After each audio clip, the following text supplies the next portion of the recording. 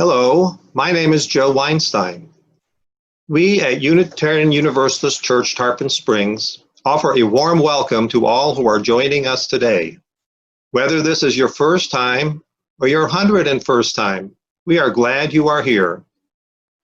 Anyone who's ever attended a Sunday morning service at our location at 230 Grand Boulevard in Tarpon Springs knows you can hardly make it to your seat without being greeted by about 12.5 people who are happy to see you.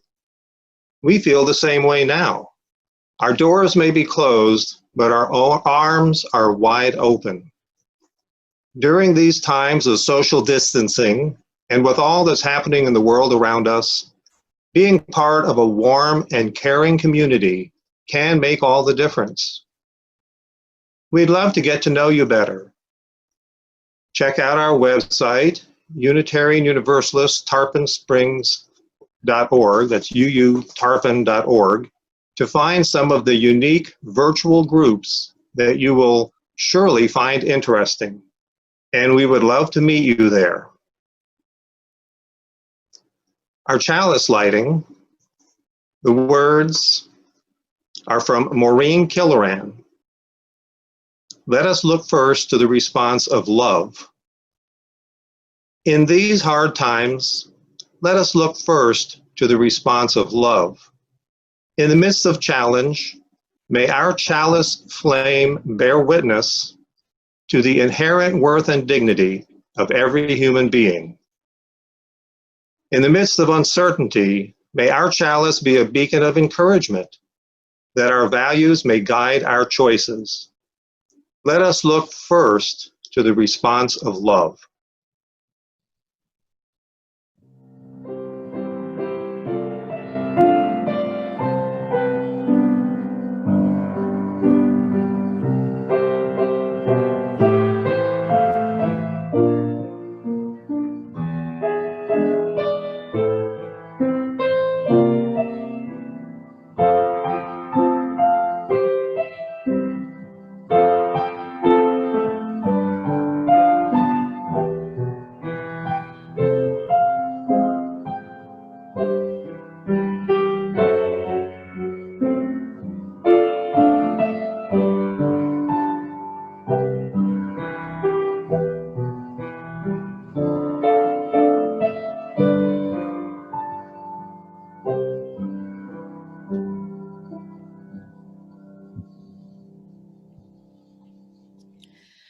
Now we will have our story for all ages. Today it's on video, and it is Kathy Hopkins' grandson Cody telling us about the rules for how to do a forward roll.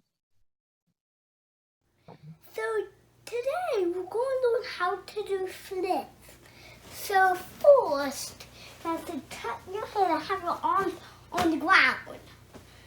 And then push your head backwards to make your feet come forward. And then when your feet come forward, you'll sit. And then you'll stand up. So that's all the rules. Okay? Okay. That's it. Let's see it. Perfect. See? It's love, it's love, it's love that makes the world go round. It's love, it's love, it's love that makes the world go round. It's love, it's love, it's love that makes the world go round. It's love that makes the world go round. Now we will have some words of inspiration from Joe Weinstein.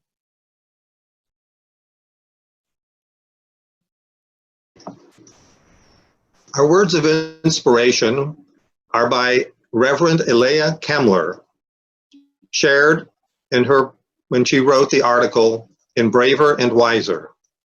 And may we reflect on them during our moment of silence afterwards. There is suffering everywhere in the world right now, including our own small community.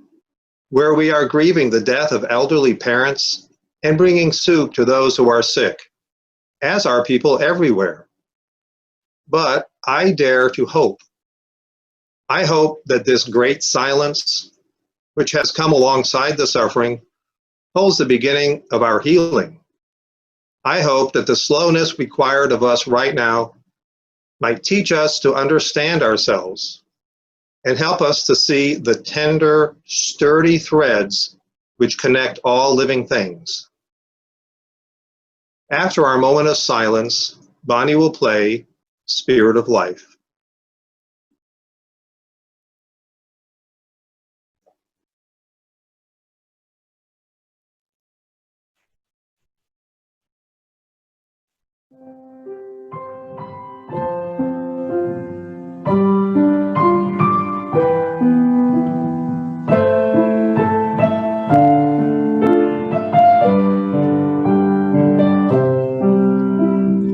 Spirit of life, come unto me. Sing in my heart all the stirrings of compassion. Blow in the wind, rise in the sea, move in the hand, giving life the shape of justice. Roots hold me close, wings set me free. Spirit of life, come to me, come to me. This week's offering is our Give the Plate Sunday. David Cutler is here to tell us what cause we will be giving to. Thank you, Bonnie. First of all, I want to thank everybody for their donations of containers that they provided starting about 5 or 6 weeks ago. We were at that point, our homeless meal service was transitioning from an eat-in to a to-go type of service due to the pandemic, and we were in a very bad spot. We had no containers to put the food in, and you folks really stepped up and made that work. So for 3 or 4 weeks, we were able to continue the meal service really without any blips. And now we're back on course. We have containers. We are getting them from the Shepherd Center. But without you guys, we would have really had a problem there. So thank you very much. The Social Justice Committee has designated the Shepherd Center as the Give the Plate recipient for this month. And let me tell you a few things about it. I did some research for this presentation and learned a lot of things I didn't know.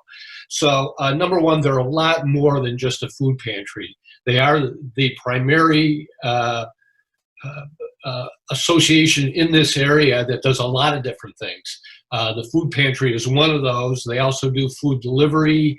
They also help homeless folks that are newly homeless get back on their feet. They provide psychological counseling to untold number of folks in the area. They deliver not just food through the pantry or through the homeless outreach, the homeless meal service. They also do home deliveries, over 50 a day, home meal deliveries to folks that are shut in. So they, I got to say that under the radar for a lot of folks in this area, they've been the safety net during this time, the economic hardship everybody's going through in the pandemic in Tarpon Springs. So, but their primary source of funding is their thrift store, and their thrift store has been closed for the last 2 or 3 months. So they are really in a bad spot financially. So this is why we're using them this month as our Give the Plate recipients. So thanks very much, and I'll be at the coffee hour after the service today, and I'll be glad to talk more about this and answer any questions you might have. Thanks very much.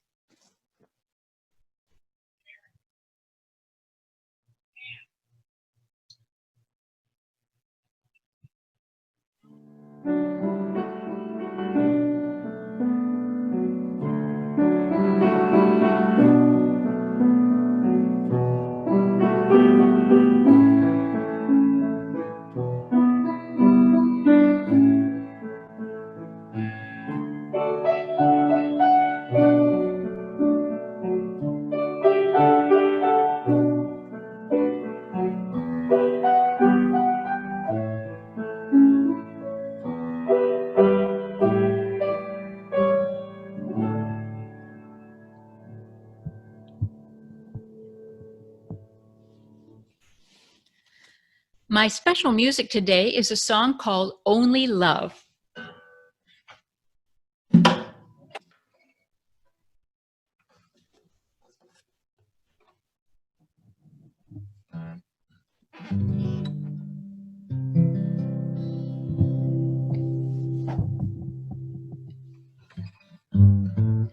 We have only love to offer as a prayer for all the wrongs in the world. So like singing troubadours we go, singing love wherever we go. Only love in answer to the cannon, only love in answer to the drum, only love today and the same when tomorrow comes. We have only love to help us on our way as we go out into the world. So like laughing children we'll go, singing love wherever we go. Only love in answer to the cannon, only love in answer to the gun, only love today and the same when tomorrow comes.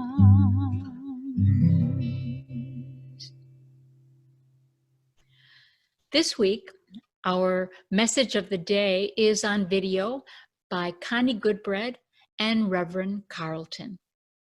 Let's take a look. I'm Connie Goodbread. I am one of the co-leads of the Southern Region staff team of our association.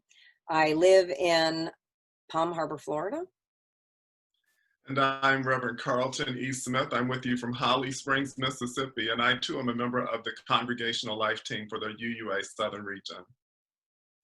We're going to begin this morning with our covenant. With hope for a bright future, I come in trust. With love in my heart for all of creation, I come in humility. Seeking justice for all, marginalizing none, I come in open-mindedness. With courage, I come willing to be transformed. With great joy, I come to bind myself to you so that together we can do what I cannot do alone. The line that we are focused on this morning is, with love in my heart for all of creation, I come in humility. And the title of this dialogical sermon we're doing today is Saying Yes to Love. It's taken from a song in our hymnal, which is called Just As Long As I Have Breath. And there's a line in that song that says, tell them I said yes to love. And so that's what we're doing today. And we're continuing in this series of dialogical sermons because we believe in the power of conversation to be a manifestation of the divine and to our deepening understanding of each other. And that God, if we do believe in God, or spirit, lives inside of our being in relationship with one another as expressed in dialogue. So here we are. So Carlton, several years ago, there was a person on the New England staff. His name was Doug Zelensky. And he and I were trying to write, and I'm not sure whether this was going to turn into a book or even maybe a series of workshops, but we had an outline that we had titled the Unitarian Universalist Primer. So it was going to be the basics of the theology and the foundation of Unitarian Universalism. And he said this brilliant thing at the very beginning of one of our discussions, and it was that Unitarian Universalists are held accountable to love, not sin. That we believe that we are born out of love, not out of sin, and that we are accountable to the love that we bring into the world, the amount of love that we amplify in the world. And I just thought that was such a beautiful way to look at this. And I told him at that point, I'm going to repeat this everywhere I go. And he said, great, just give me credit. So it was Doug Zielinski who said, Unitarian Universalists are held accountable to love, not sin. And so as a foundational aspect of the discipline that is Unitarian Universalism, you and I started talking about this particular transcendent value of love. And I went directly into the different Greek definitions of the kinds of love. And you said this wonderful thing about love, and it was just so beautiful. I was wondering if you could repeat your definition for us here. Yeah, for sure. And in my mind, and I was in part of a training many years ago in which love was defined as granting being to another person, fully accepting them for who they are and who they are not. And I thought that was like a really powerful way of summarizing it. And what I've come to realize over the years, Connie, is that for me, love is just a part of a larger, it's just a large pool of that's a feeling, that affection that we might have for other people. It has different ways of manifesting depending upon the context. And so what it looks like for us as colleagues looks like some of the conversations we have in which we're vulnerable with each other, in which we're sharing our opinions, in which we're showing up for each other in the way that we said that we would. And I'm thinking about my mom. We just recently observed her passing last week, the anniversary of her passing. And the way it looked like when I was with her was looking like combing her hair or, giving her a pedicure or something like that. And so, which is appropriate for that context, for where she was in her life at that time. And so that's the way I look at love. It's like there's the same essence, but it takes on different forms depending upon how we are situated and what relationships we have with the people that we're expressing that love to. So that's one of the things that stands out for me as we're in this conversation about what love means and what it can be. I think that's amazing. I was doing a workshop some time ago, this is quite a long time ago, in which I was talking about covenant, and I was talking about love being at the heart of every covenant that we make with one another. And a man in the workshop raised his hand and said, I'm sorry, I'm really having a hard time following what you're saying because you keep using the word love. And I said, okay. And he said, I'm a scientist and I don't believe in love. It's just a chemical exchange. And I was amazed by that statement. And what I ended up saying back at the spur of the moment, because you're taken aback by somebody saying something like that. And I said, but thinking is just a chemical exchange and electrical impulses. Do you believe in thinking? So I'm reminded of an Einstein quote where Einstein said there are only two ways to live your life. One is though nothing is a miracle, and the other is though everything is a miracle. And Einstein went on to say that I choose that everything is a miracle.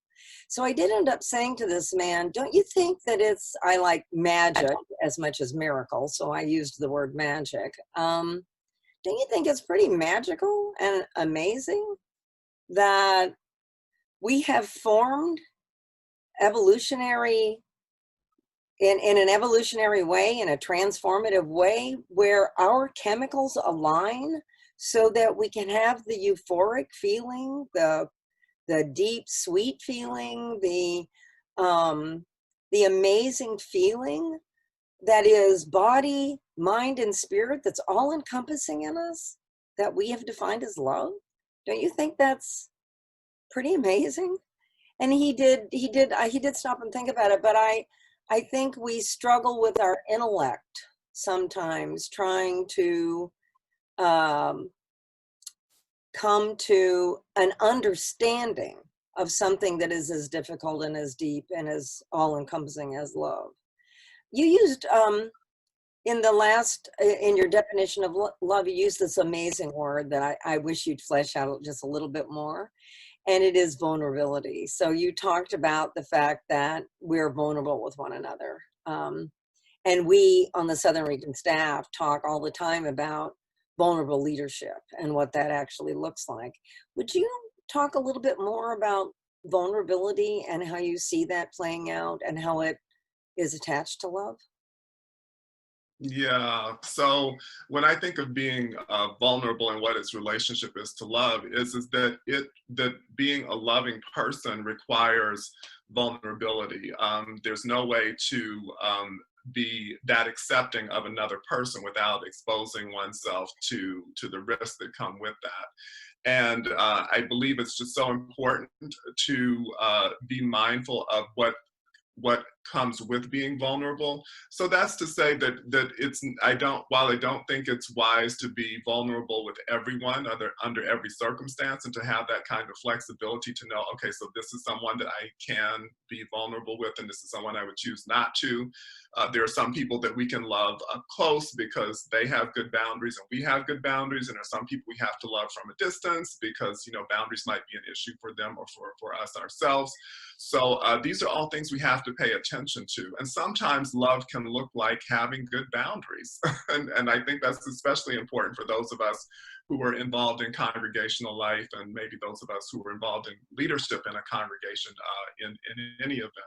So this is what I would say, and this is why it's so important. Again, we're talking about covenant the last time, we circle back around to it this time, that one of the ways that we express love for one another is coming to an understanding about how we're going to show love to each other, how we're going to be respectful, how we're going to honor each other's boundaries, and how we're going to look out for one another and see how we can be our best selves when we're in each other's presence. And all of that has to do with what it means to be a loving person.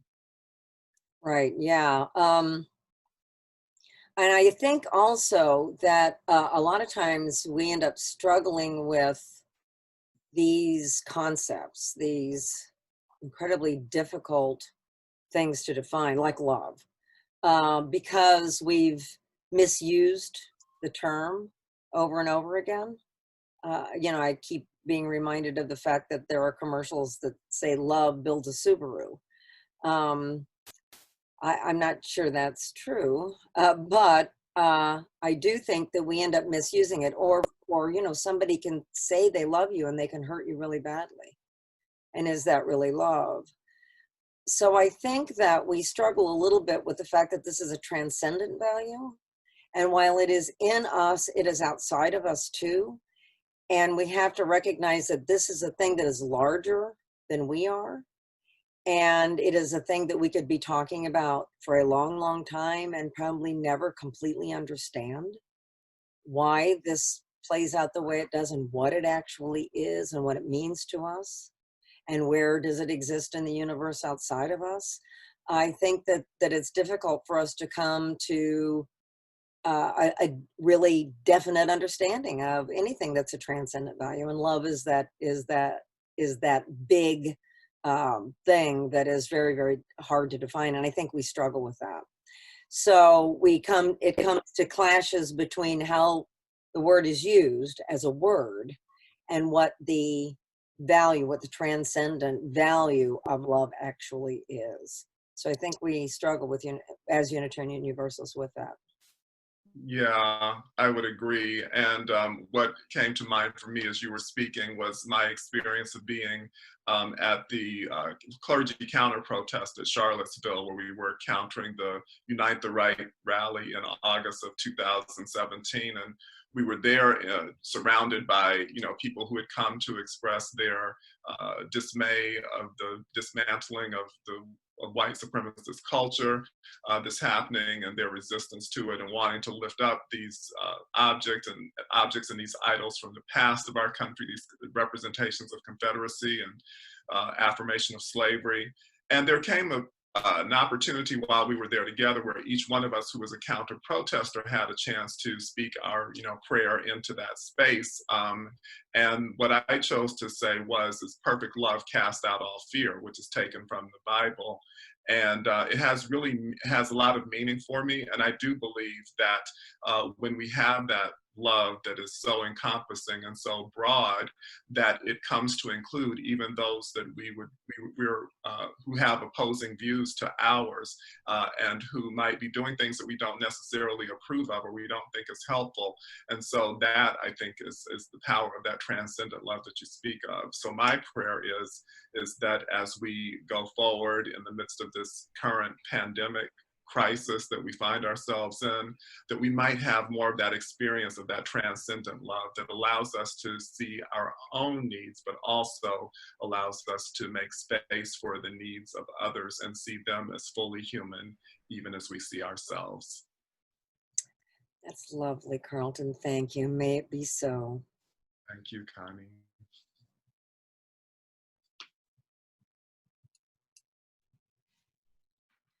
Our hymn today is Love Will Guide Us. It's in our gray hymnal.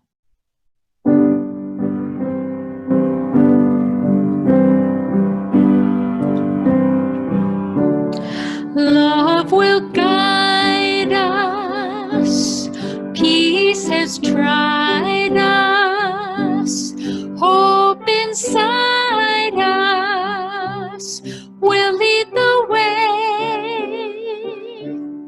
On the road from greed to giving, love will guide us through the hard night.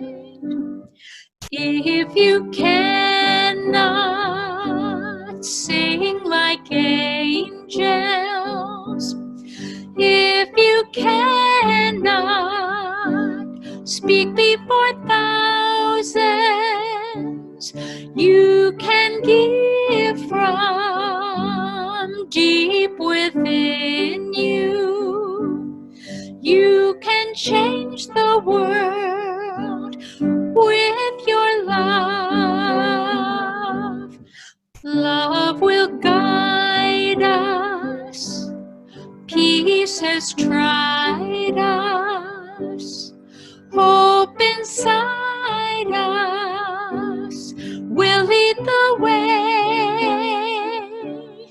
On the road from greed to giving,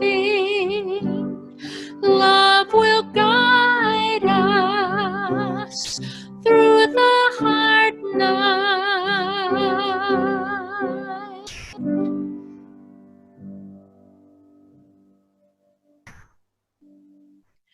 Joe Weinstein will now give us our closing words, followed by the chalice extinguishing. We all emerge, our closing words, by Eric Williams.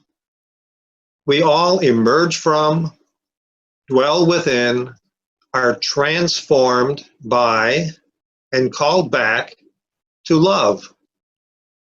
May your mind be humbled before this mystery. May your heart grow hopeful by it. May you be sustained by this love always.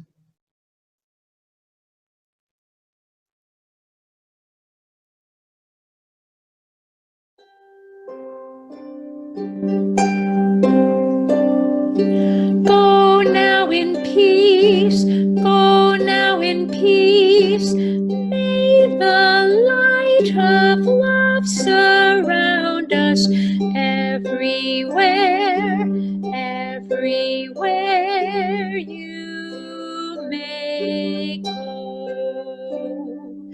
Go now in peace, go now in peace. May the light of love surround us everywhere, everywhere.